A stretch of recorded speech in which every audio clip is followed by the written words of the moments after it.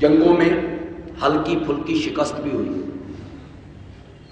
احد میں وقتی طور پہ ہو گئی، حنین میں پاؤں اکھڑ گئے صحابہ کے، اس میں بھی نمونہ ہے۔ اور پھر میرا نبی فاتح کیسے، اس میں بھی نمونہ۔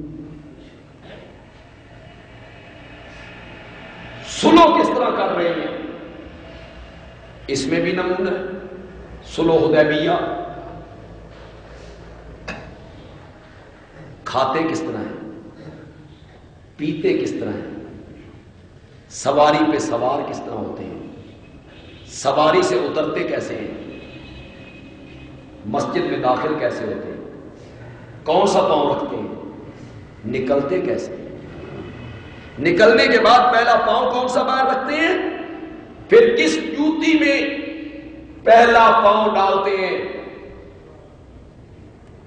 بازار میں کیسے آتے ہیں، تجارت کس طرح کرتے ہیں، شادی کس طرح کرتے ہیں، غمی کس طرح مناتے ہیں، حجامت کس طرح کرتے ہیں۔ خدا کی قسم اللہ نے کتنا اہتمام کیا ہے میرے نبی کی سیرت کو محفوظ کرنے۔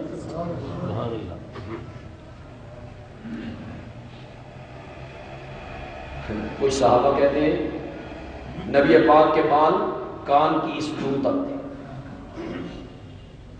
اس طرح، کچھ کہتے ہیں آدھی گردن تک تھے۔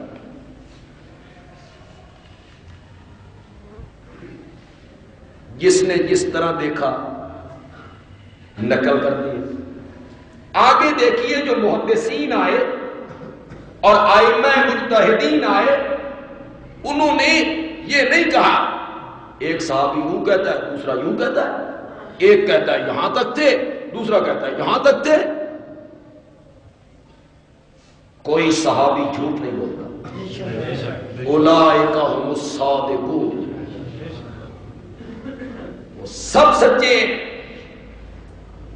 ان میں کوئی جھوٹا نہیں ہے۔ تطبیق کتنی خوبصورت ہے۔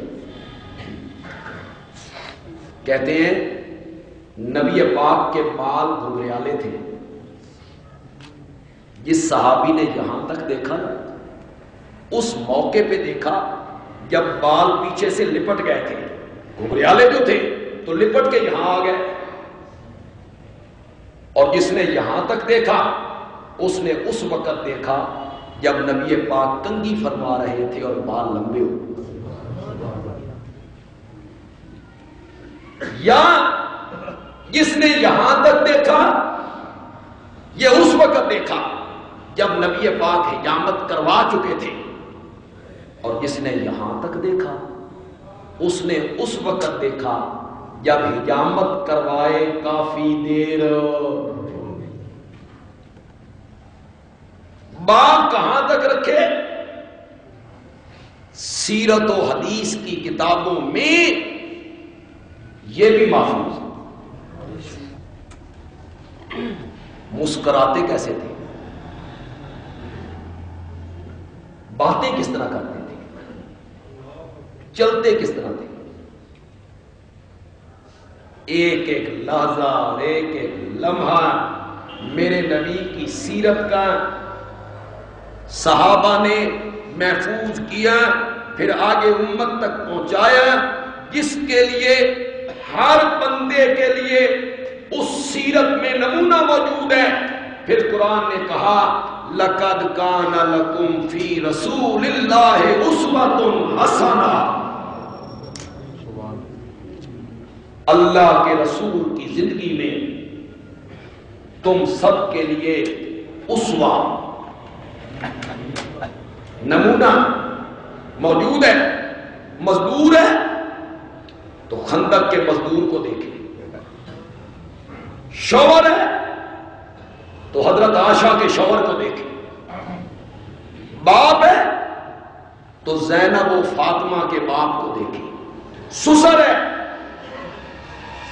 تو حضرت علی اور عثمان کے سسر کو دیکھیں، داماد ہے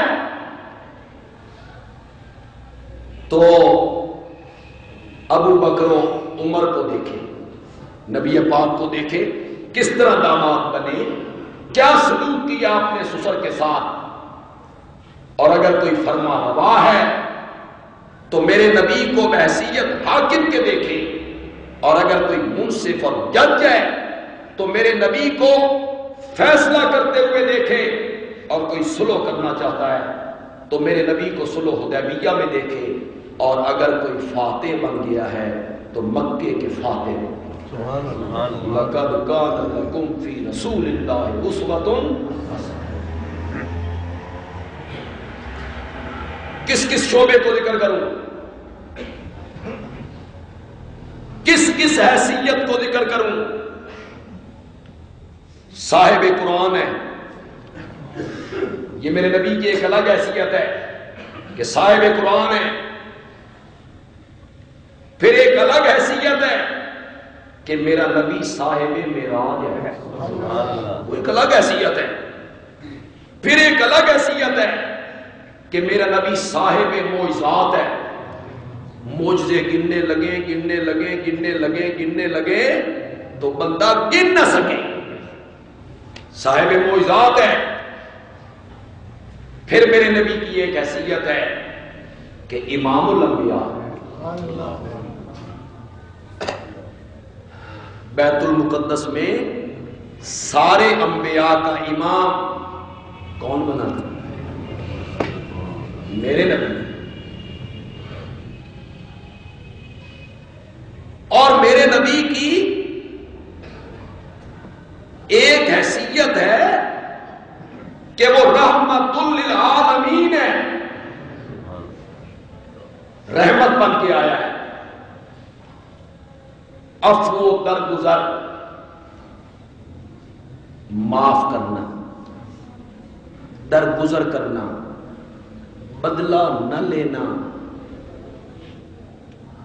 گالیوں کے جواب میں دعائیں دینا. یہ ہم سب بیان کرتے ہیں، میں بھی بیان کرتا ہوں، آپ بھی سنتے ہیں، لیکن خدا کی قسم یہ کام آسان نہ. اتھے تے جڑا ایک کڈے اس نوں دا جواب، پھر بھی بڑاس ختم نہیں.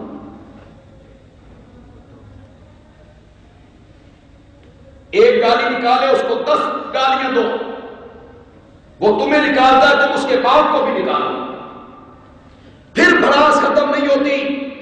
پھر قانون کو ہاتھ میں لے لو، پھر اسے مارو، اغوا کرو، قتل کرو، صفحہ ہستی سے مٹا دو. آسان نہیں ہے دشمن کی گالیاں سننا اور پھر درگزر کر کے ان کو معاف کرنا اور بعد میں ان سے اچھا سلوک کرنا. یہ سیرت ہے تو صرف میرے محمد کی سیرت صلی اللہ علیہ وسلم. عبداللہ ابن ابی